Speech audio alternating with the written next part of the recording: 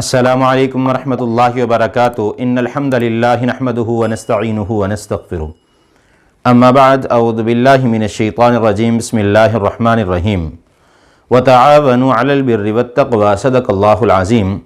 ہر قسم کی حمد و ثنا اللہ وحدہ لا شریک کی ذات کے لیے اور ہر قسم کے درود و سلام جناب محمد الرسول اللہ صلی اللہ علیہ وآلہ وسلم کی ذات اقدس پر۔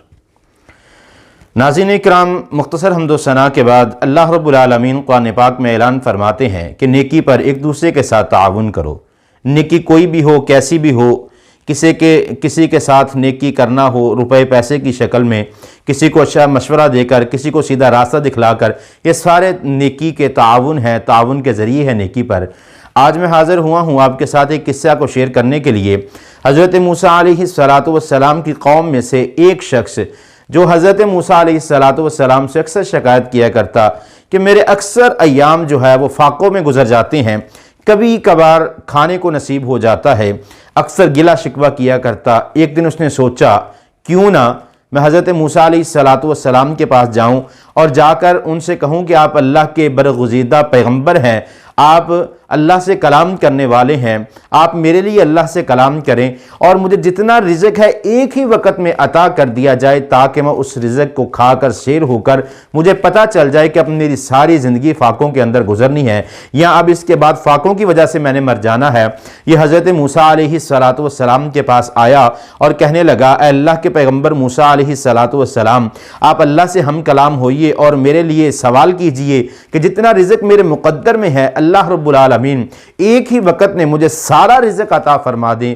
تو حضرت موسیٰ علیہ السلام نے اس شخص کی بات کو مان کر اللہ سے ہم کلام ہوئے، اللہ سے گفتگو شروع کی اور اللہ رب العالمین سے یہ فرمائش کی کہ اللہ یہ میرا امتی ہے، اس کا یہ گلہ اور شکوہ ہے، کئی دن فاقوں میں میری زندگی گزرتی ہے، اس کا جتنا رزق تو نے اس کے مقدر کے اندر لکھ دیا ہے وہ ایک ہی وقت میں اسے عطا فرما دے۔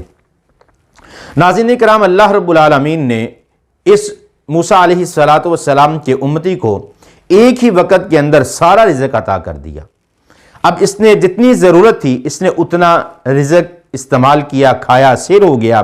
اب کیونکہ اس پر فاقے گزرتے تھے، اسے احساس تھا، اس نے سوچا کہ گھر میں پڑا یہ میرا رزق خراب ہو جائے گا، کیوں نہ میں لوگوں کے اندر تقسیم کر دوں، ایسے لوگوں کے اندر تقسیم کر دوں جو فاقوں کے اندر زندگی گزار رہے ہیں۔ اس نے یہ اپنا مال و دولت کٹھی کی اور لوگوں کے اندر تقسیم کر دی۔ اگلے دن جتنا لوگوں میں تقسیم کیا اس سے زیادہ اس کے گھر کے اندر رزق موجود ہے۔ پھر یہ اللہ کے راستے میں جتنا ضرورت ہوئی کھا کے باقی اللہ کے راستے میں اس نے خرچ کر دیا۔ وقت گزرتا گیا، ایام گزرتے گئے، دن سے رات، رات سے دن، دن سے رات، رات سے دن، دن بدلتے گئے۔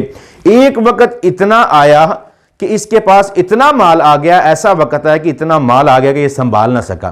پھر حضرت موسیٰ علیہ السلام کے پاس آیا اور کہنے لگا، اللہ کے پیغمبر موسیٰ علیہ السلام، آپ نے اللہ سے کیا کلام کیا، کیا میرے لیے دعا کی؟ تو موسیٰ علیہ السلام فرماتے ہیں کہ جو تو نے مجھ سے کہا میں نے ویسے ہی اللہ سے فریاد کر دی۔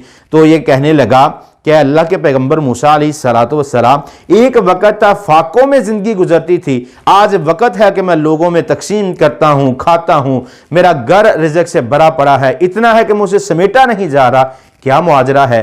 حضرت موسیٰ علیہ السلام بھی اس بات کو سن کر پریشان ہو گئے اور اللہ سے ہم کلام ہوئے کہ اللہ یہ کیا معاجرہ ہے؟ کبھی اس کا وقت تھا فاقوں کے اندر زندگی گزرتی تھی، آج یہ وقت ہے کہ اس کے اندر فراوانیاں ہی فراوانیاں ہیں، رزق ہی رزق بے حساب عطا کر دیا۔ تو اللہ رب العالمین فرماتے ہیں، میرے موسیٰ پیغمبر، جو بندہ میرے راستے میں خرچ کرتا ہے، جو بندہ میرے راستے میں خرچ کرتا ہے، میں اسے اس کا ڈبل کر کے لٹا دیتا ہوں۔ جی ناظرین، یہ تو حضرت موسیٰ علیہ السلام کے امتی کا قصہ تھا۔ نبی مکرم صلی اللہ علیہ وسلم نے فرمایا کہ اللہ رب العالمین ایک نیکی کے بدلے 10 نیکیاں عطا کر دیتے ہیں۔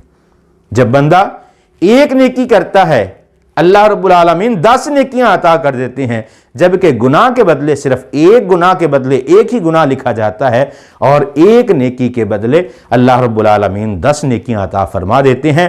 اس لیے آئیے نیکی کے کاموں میں بڑھ چڑھ کے حصہ لیجئے۔ اللہ رب العالمین ہمارا حامی و ناصر ہو۔